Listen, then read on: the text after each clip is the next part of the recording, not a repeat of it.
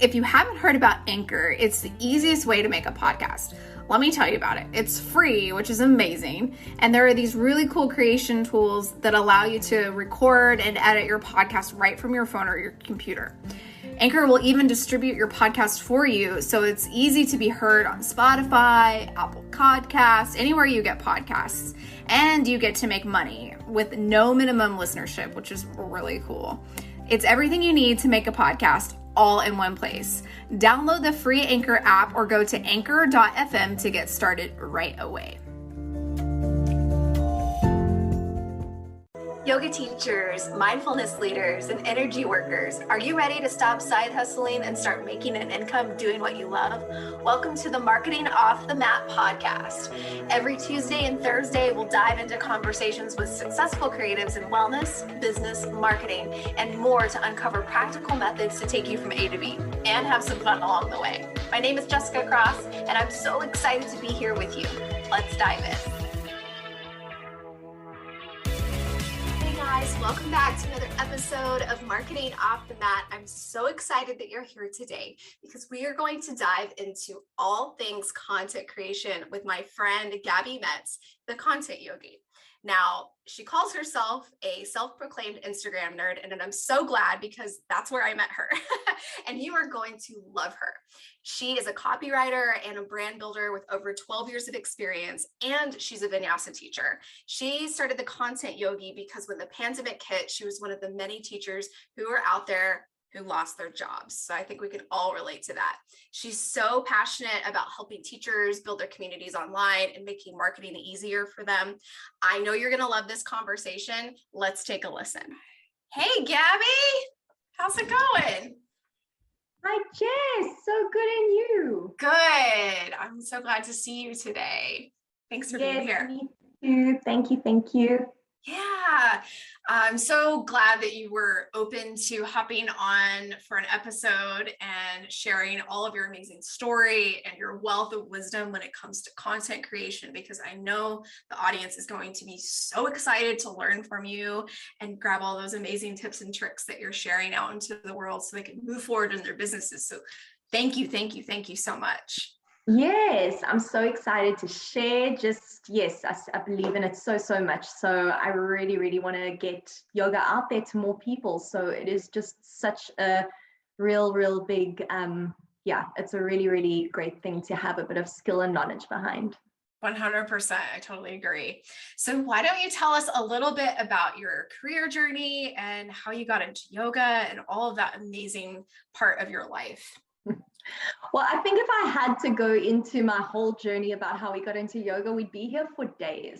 So I'm going to keep it. I'm going to keep everything relatively short. But what happened with me was that I'd always kind of struggled with being a people pleaser. I don't know if anybody can relate to that, but I'd always struggled with being a people pleaser. I had always just kind of gone with the flow, and a friend of mine messaged me and she said, why don't you come with me to try hot yoga? And obviously being a people pleaser, I went because I thought, okay, I can't say no. And I went, and as I arrived, she texted me to say, I'm so sorry, I can't make it. And I sat in my car and I was feeling like, why? I can't do this. I can't go in by myself. And then I just thought, I don't know, there was something there that just said, you're here, you got to go. So I did. So I picked up my mat and I walked inside, heart palpitations and all, walked inside the room, and I did it. And I did my first yoga class. And I often say, like, I felt like a baby giraffe trying to walk. Like, that's how I felt. It was really, it was, and hot yoga is no joke.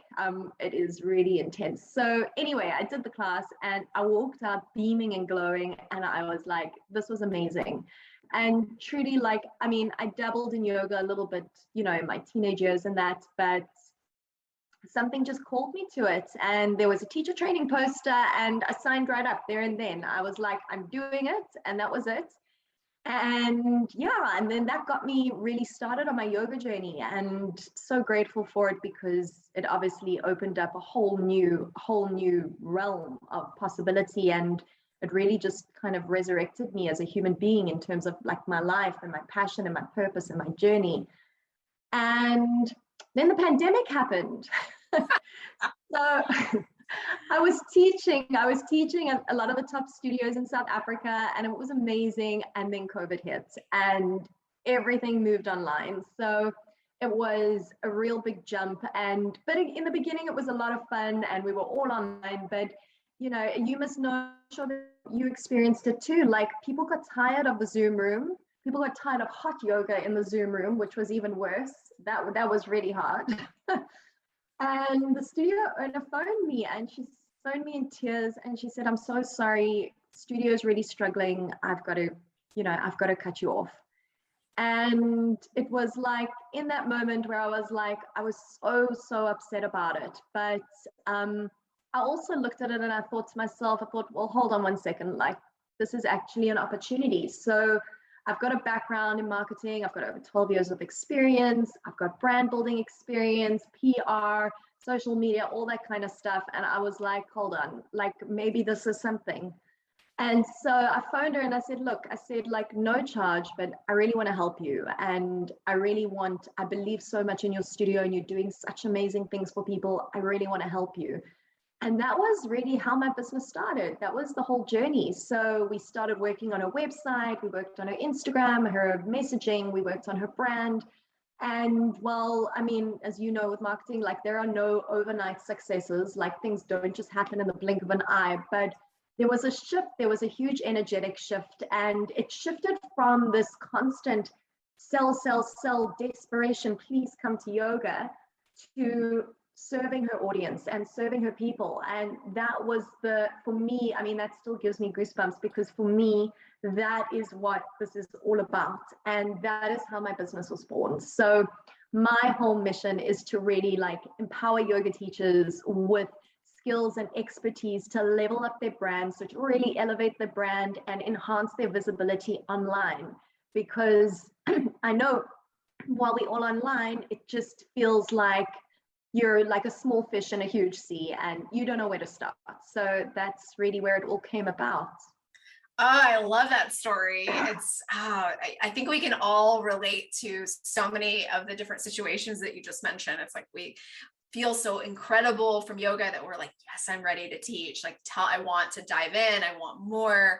And this whole windy path of, stepping into the role of the teacher, and how the world changed with the pandemic and how that affected our teaching practice, our personal practices as well, from being on Zoom. I can't even imagine hot yoga on Zoom. Oh my gosh. Like, that sounds, sounds crazy.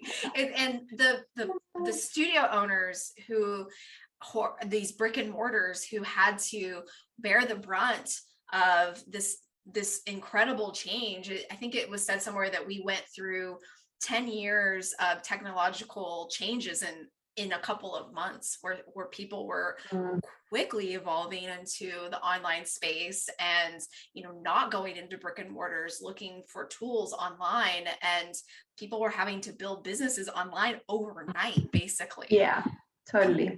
Completely unexpected.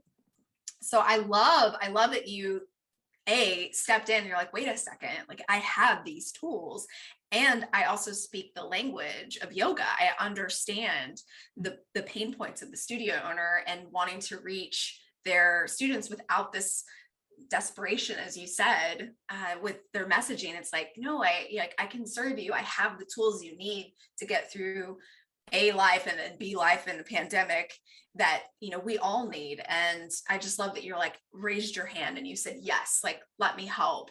And that informed your business. So now we have the Content Yogi, which I just love it. I love the name. So tell me, how's it going? How's the Content Yogi? The Content Yogi. So the Content Yogi is, it's really, really exciting. So it is truly a labor of love, but it is something that I never, ever truly believed that I would be able to find that balance between loving your work, because I'd always been in jobs where I'd either just, it was like 9 to 5 and I wanted to get out of there, or, after teaching yoga, I loved it so much, but also felt really, really, really like I'd given everything afterwards. And I felt like a bit drained after teaching. And And I guess that just comes back to us filling our own cup and finding our own balance so that we avoid those situations. But yeah, I mean, the business is doing really well, and I can see that people are really learning from me and learning from the content that I'm sharing. And I think that, on some level, it brings to light so much that you didn't actually realize or think about when it comes to content and your messaging and just being online. And it just, especially for yoga teachers that have no idea where to start. Like, the thing that I love about content creation is that it helps inform your messaging, right? So content is the vehicle that you have to educate your audience and share your knowledge and really step up as a thought leader in your community. And I think the problem is so many of us sit there and we focus and we look down the scroll hole and we get stuck there and we look at all of these other people, all these other yoga teachers that are doing these amazing things. And it either inspires you to go for it, or you just think to myself, well, I'm never going to get there. I'm never going to do it. So it stops you. And my whole mantra is just to take messy action, because if I didn't take messy action that very day, I wouldn't have a business and I wouldn't be helping teachers. And now, I serve people all over the world, from like New Zealand to South Africa to Canada to America, Spain, all of these things. So if it wasn't for the pandemic, if it wasn't for any of this, it wouldn't be happening. So I'm truly, truly grateful. Mm. Oh, it's so good. It just like you said, it's like this messy action. It creates clarity. We start seeing the path step after step after step. And it can be so overwhelming to see the amount of people, like you said, on the scroll hole, the doom scroll. You just start seeing all of these people in our community, all of these teachers rising to the occasion. It can feel intimidating. But you kind of decide, is it one day or is it day one? Like, am I going to put myself out there? Am I going to raise my hand and risk being quote unquote embarrassed, which tend to never happen? You're just doing it. You're just saying yes, and you're serving people. And that feels so much more expansive than it's like, well, I'm afraid of getting it wrong or making the wrong choice. And you're like, I'm just here to serve. That's it. And that's exactly what you're doing with the content yogi. It's beautiful. So well done. Oh, thank you. Yes, it's a labor of love, truly. I love it, and it's so much fun. So yeah, I'm having so much fun with it. Good. And it shows. And I just love that you're reaching people literally all over the world, including me. Like, I love that we are able to connect. If the world had been a different place, maybe that wouldn't have happened. And if neither of us would have raised our hands, we wouldn't be connected. So exactly, completely. It works. Yeah. Okay, so we talked a little bit about content. I love how you said that it positions you as an expert in your field or as a thought leader in a specific niche within the yoga or meditation energy work world. What would you say is a great maybe piece of advice for people who are wanting to get started? Where would they even start when it comes to content creation? Oh, that's such a good question, because content comes in so many ways or forms. And I think that when it comes to content, what I teach my students is I teach them three things. So the first thing is to say, step out of your bubble and have a look at where your students are. Take a look at where your audience is. So for example, if you've got your audience mostly on Instagram, ding, ding, ding, look towards Instagram. But if you're on Instagram and you've got a big you've got a big audience, or students rather, that are hanging out on Facebook, you need to adjust that, right? So there's no point in spending all this time and energy into a platform where nobody is. So that is the first thing I would look at. I would definitely consider being where your audience is. And if you don't know how to find that or where to find that, the most simple thing that you can do is just ask. Pull them aside after class and just say, hey, like, I'm just wanting to get in touch, or I'm wanting to share more about yoga or share more about my business. And I'm interested to know what kind of platforms you use. Or don't even say that. Just say, hey, what do you love to use? Do you love to use Instagram or Facebook? Keep it short and keep it sweet, keep it simple. The other thing that I would say to them is I would say, okay, so once you've established where your audience is what do you love using? Because it's all good and well if you've got people hanging out on Twitter, but if you hate the platform, don't go there. Okay, it's not going to work. Don't go there. Twitter is, I wouldn't know the first thing about Twitter. So I personally wouldn't go there even if I had an audience. So you've got to find that sweet spot that works for you. And I think the third thing that I would say when it comes to content before creating anything is look at where you can be consistent, because consistency is truly the key that really drives your success. And I'm not talking that you need to show up on Instagram 5 days a week and post 3 times a day. I'm more saying about, okay, so this is the platform I've chosen, and these are the days that I can be consistent. If it's Monday, Wednesday, and Friday, these are the days that I can be consistent and show up for my audience. And now that doesn't mean, again, it doesn't mean that you have to have reels every single time you come up, or a post every single time with a whatever, or, like you've just got to find what works for you. But the point being is that you've got to be consistent. And it's like I often say to my students, I say, like, imagine finding your favorite TV show on Netflix and like you in there and it's coming out like every Monday. And then you pull up your chair, you've got your popcorn and you pull in and it's Monday and it's 7 o'clock and you want to watch the show and they say, sorry, one of the actors didn't feel like coming today. So you're not going to have it. And you're like, okay, well, I'll hang on for next week. And then next week you're ready and you've got the popcorn. And then they say, sorry, the one actress has got PMS and she's just not up for it right now. And this continues. So you start to lose trust. And trust is one of the foundational things that people need to really look to you as a thought leader, like I said, and to buy from you, to buy classes, workshops, retreats, whatever it is. So if you are not showing up consistently, you are not going to be able to build trust with your audience. So check in with that and see what consistent feels like to you, what feels good to you. Yeah.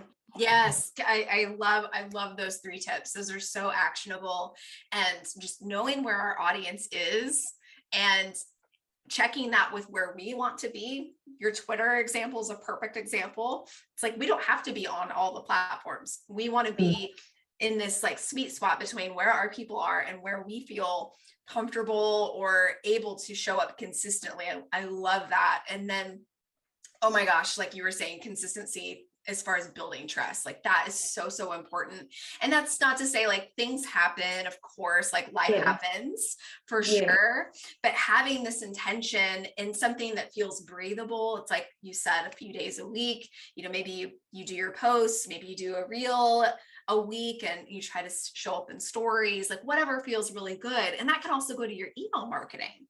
Like if you're, setting that up too. So that's really good, really actionable feedback as people are starting to build trust, starting to create content. I love that.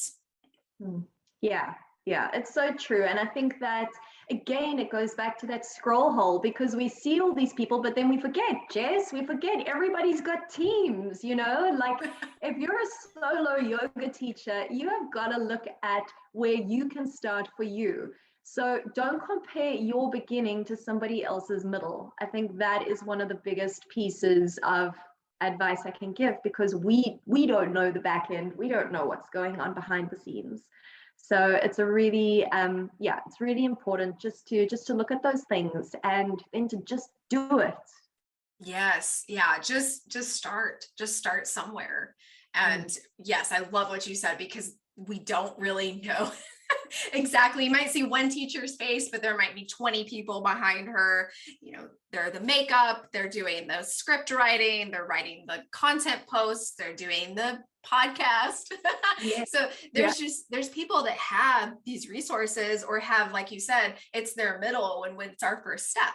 So we can't be constantly comparing ourselves to that, because it's not true or kind to ourselves, because that's not actually reality. They're in a different place, and that doesn't mean that our place is necessarily worse. It's a starting point. So I love that. That's really good stuff.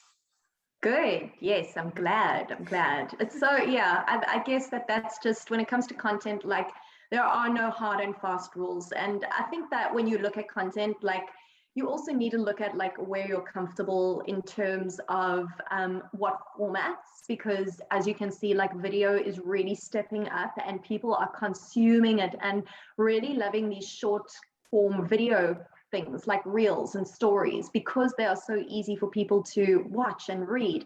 And we have to remember that when we're online, people, I mean, I think there was a study that people now actually have an attention span that is lesser than a goldfish. So we're doing well. It's lesser than 8 seconds, I think. So now you really have to step it up if you want to hook them in, and if you've got a valuable message that you want to share and you really want to elevate your business and your brand and really stand out, you've got to look at these things. So even if you're not comfortable on video, that's fine, but thinking about these things for the future and how you can just get started. Amen. Yeah, that's so good. Thank you. And such generous feedback and actionable tasks that we can actually use to move forward and in creating some content. Super good. Okay, so you have so much experience in building your career, obviously from your marketing background and in teaching, and all of these things kind of come together to create your business. So I want to know if there was something that you could go back and tell yourself, a little piece of advice that would save you a huge headache as you're building your business and in any form, what would it be? Oh gosh, that's a good question. That's a good question.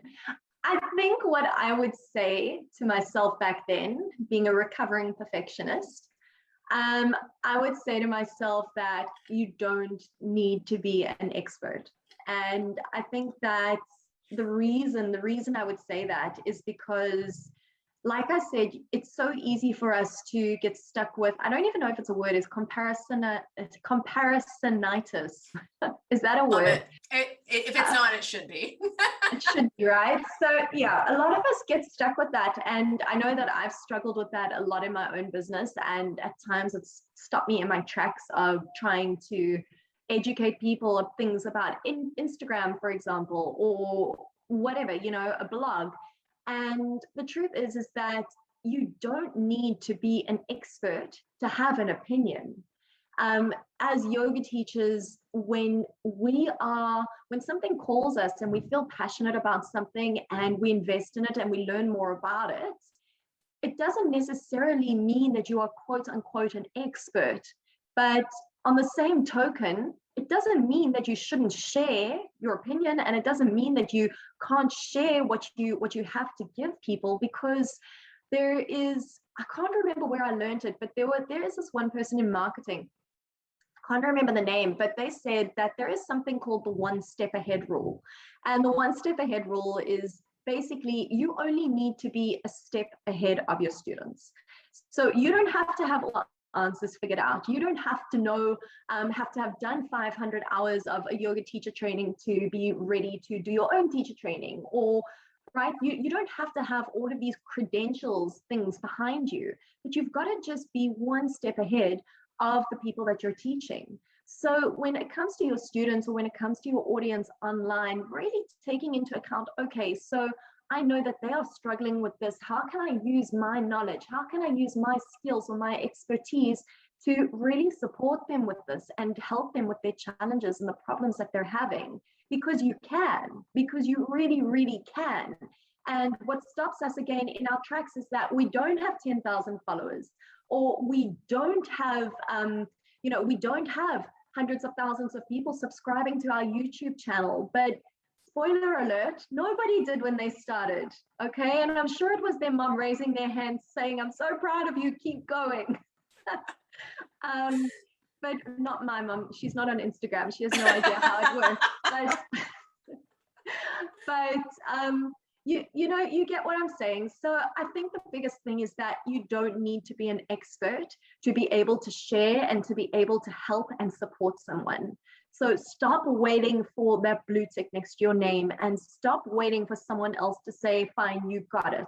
because you've earned the right by finishing a teacher training. You have earned the right to be where you are and to step up as a thought leader, as an expert in whatever field of yoga you choose, and to just share your message. Yes, I wish the audience could see the video because I'm just like raising my hands over here because that was just so good. It is true. We only do need to be one step ahead, and we don't need to collect all of these certifications and pieces of paper that say, okay, now you can teach this thing, or now you're an expert. You weren't before, but with this piece of paper, you are now. Like, or the blue tick, as you were saying. We can serve. We absolutely can, and we just need to be a step ahead. And it doesn't have to be complicated. It doesn't have to be as big as we make it. It's just we just have to take that action and see where it goes. So absolutely, absolutely, yeah. So good. Okay, well, you have some cool things coming up, I hear. So I'm wondering if you'll tell us a little bit more about it.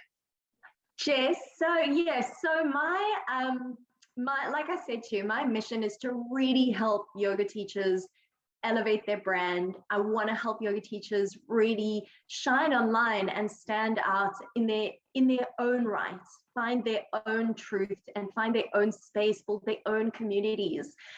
That is something that I'm really, really passionate about. So I have got coming up my Build Your Yoga Brand digital course. It is starting on the 4th of October, and it is basically your A to Z blueprint on how to navigate this online space.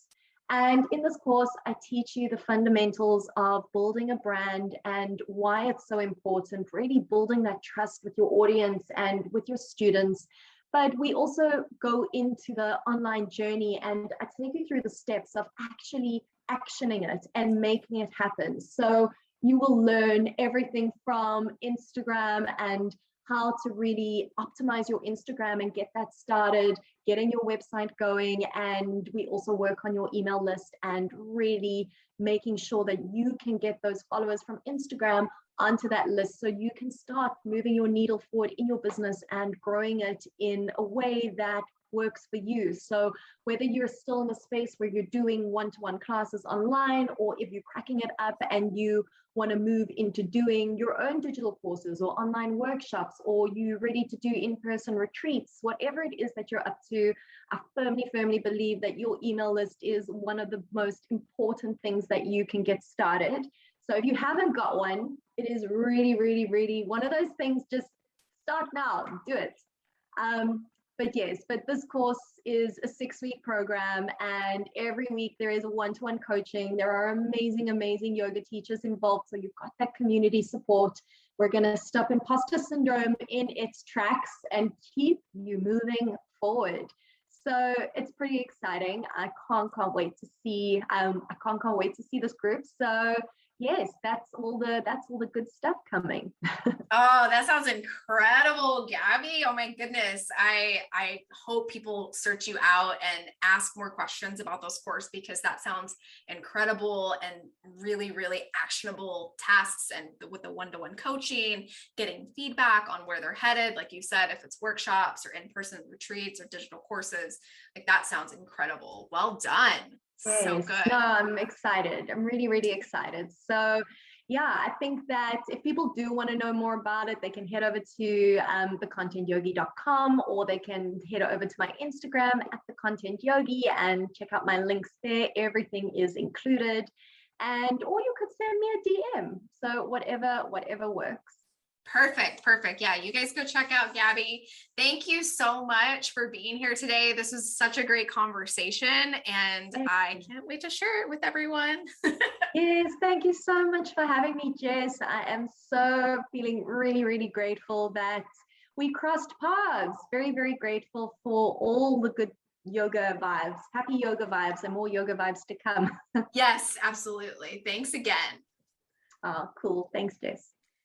I hope you love that conversation just as much as I did. Isn't Gabi so great? She's so much fun to talk to, and I learned so much. I hope you did too. If you want to check her out, you can follow her on Instagram at The Content Yogi and check her out at thecontentyogi.com. She has that challenge coming up, and she also has that incredible course. So make sure to check her out. You're going to learn so much from her, and you'll just love her energy. She's so much fun. So check her out. I hope you have a great day. Go out there and make something awesome and start making bigger transformations for your folks. We'll see you soon. Thanks for listening to the Marketing Off the Mat podcast.